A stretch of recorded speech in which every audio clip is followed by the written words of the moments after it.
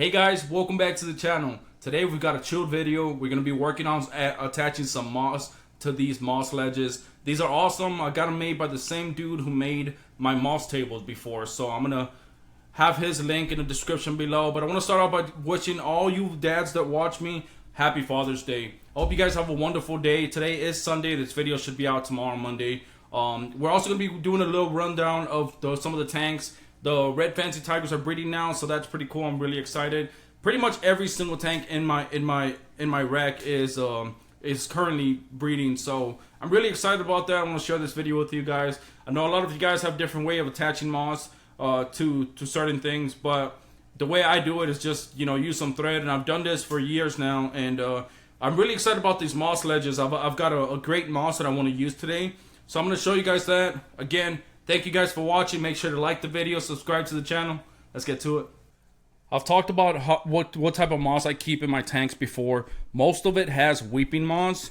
As you guys can see here, most of it is weeping moss. Now the plan is to add a few moss ledges on the side. I mean, I just think it'll look pretty cool.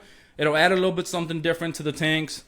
Down here in this Black Galaxy fishbone, I've got a huge clump of subwassertang, so I'm thinking of using that. Let me see if I can focus for you guys. There we go. So you guys can see how big it is. I'm hoping to split that up into about 20 pieces, hopefully, and attach it to the moss ledges and see what it looks like. So let me pull it out and show you guys what we're working with.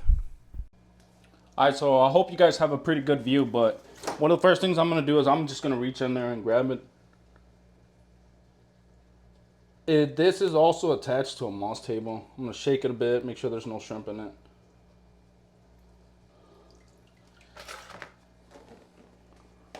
That's a huge clump. I do have a few loose pieces in the back, so I'm going to grab that with the net.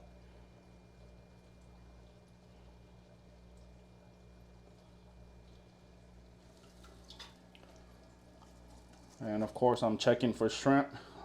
You'd be surprised how the shrimp get scared, so a lot of the times they'll just stick to the moss.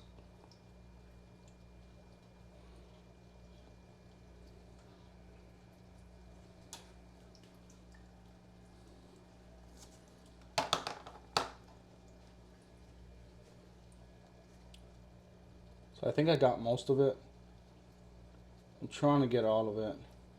Of course, every tank's gonna have some subwassertang now. Alright, one last thing I'm doing, I'm going to move this one to the back. This tank is going to look very different now. Just a lot more open. Alright, so let's get ready to attach the moss to the moss ledges. Alright, so this is the box of moss ledges. I've got about 40 of them, I believe. And this is what they're going to look like. Of course, we're going to attach some moss to it. But I think just for the time being, we're not going to add the suction cup. It'll just be easier to maybe wrap it around twice with some thread. I'm going to separate the moss into a bunch of tiny pieces and then start attaching it. Alright, so I've talked about this before, but one of the reasons why I love moss tables is it's so easy to grab the moss whenever you do need to move it. So we're going to cut the thread here.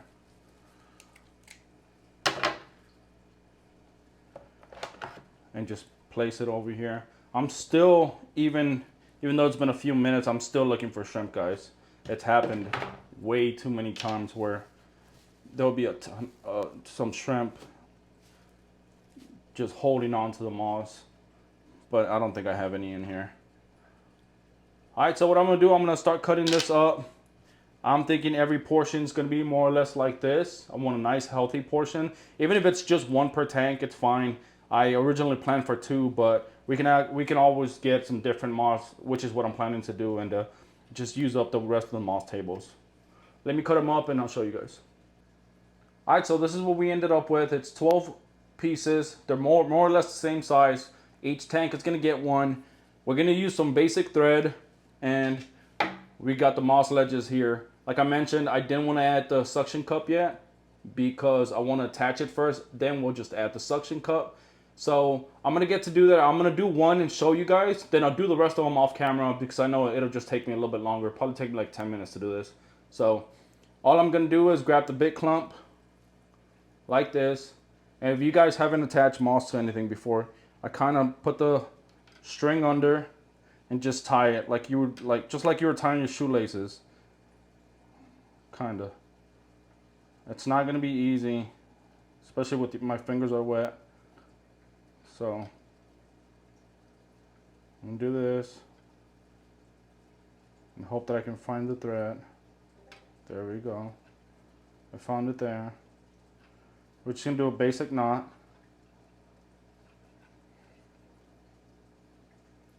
It's a little bit more difficult. I should have cut the thread a little bit longer. I think I got it though. No, I didn't.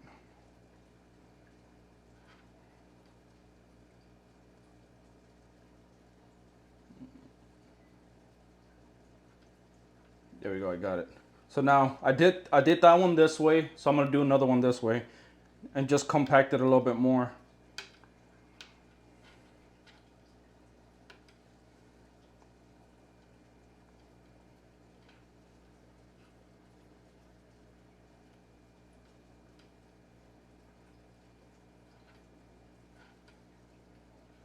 It's a little bit tricky. Kind of wish I had a lighter color thread now.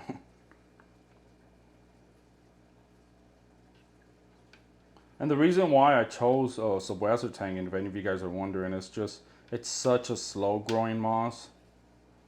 See, it's kind of falling apart now. I'm gonna add it back on here. I'll just do it again. It's such a slow growing moss. I don't want anything that's gonna grow really fast, especially if it's gonna be on the side of the tank. That's why I chose this. See if I can get it right this time.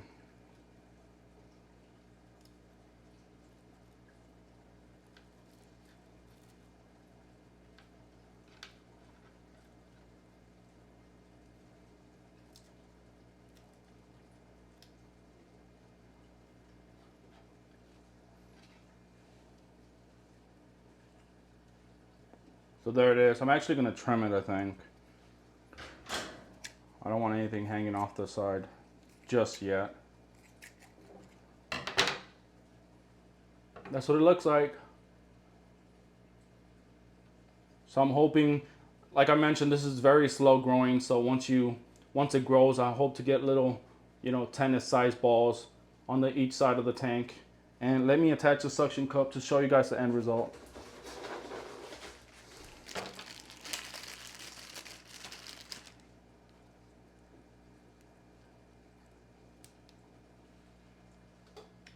That's what that's gonna look like. Let me do the rest and I'll show you guys when I put them in the tanks. Alright, so here's the end result. I'm gonna show you guys, try to focus. This is what each moss ledge looks like. And I did get 12 out of the big clump. So now I'm gonna add it to the tank. I'll show you guys maybe the top rack, and then I'll give you guys an update on some of my shrimp tanks after that. Alright, so we're gonna start on this tank, the Red Fancy Tigers. I think it's gonna go somewhere in the back, maybe up here. And you guys can see the suction cup's actually pretty good. It actually looks really nice. Let me do this next one.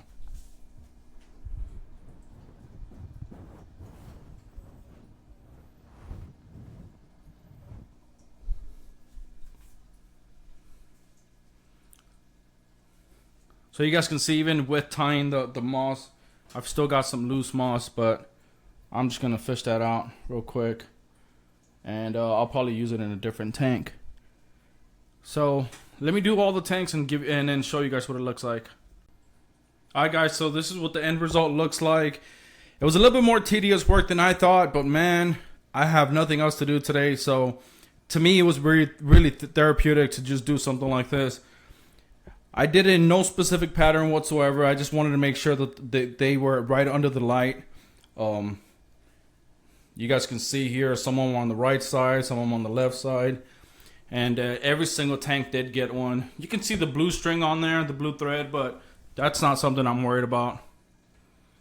Some of the shrimp are already on the moss, checking it out. And it looks great. And down here we got some as well. Blue bolts are on it already. I think I see some fish bones on this one on the backside. But all in all, I'm really happy. So I mean, I just wanted to put this video out to show you guys what something so small like a moss table will do to the tank. Now obviously the plan is to take things off, to not add more stuff down here. When it's time to reset, I want to just be able to grab that moss table in the back, take it out, either suction the substrate out or just add more substrate on top of this. But it should be a really easy process. I want to show you guys, see if I can focus here. I want to show you guys, I think it's this one back here. She's buried. You guys can see that. Let me see. There we go. I've had these for about 2 months. Actually, now I think that one's buried in the back too. So I might have 2 females that are buried in here. I've got some buried in here as well. I've got a few buried pure black lines. Pure red lines aren't breeding yet, but I mean, I'm okay with that.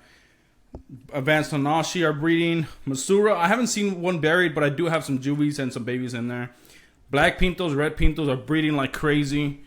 My red Nanashi, I've got about I believe 4 females that are buried right now. So I'm about to see a huge explosion of that in the next few weeks. Blue bolts are breeding, and my black galaxy fish bones and my black Nanashis are not breeding yet. But I mean, what is it? 9 tanks, 8 tanks out of the 12 tanks are breeding. That's pretty cool to me. I mean, I'll take that for now. Guys, I appreciate all of you guys that take the time to watch this.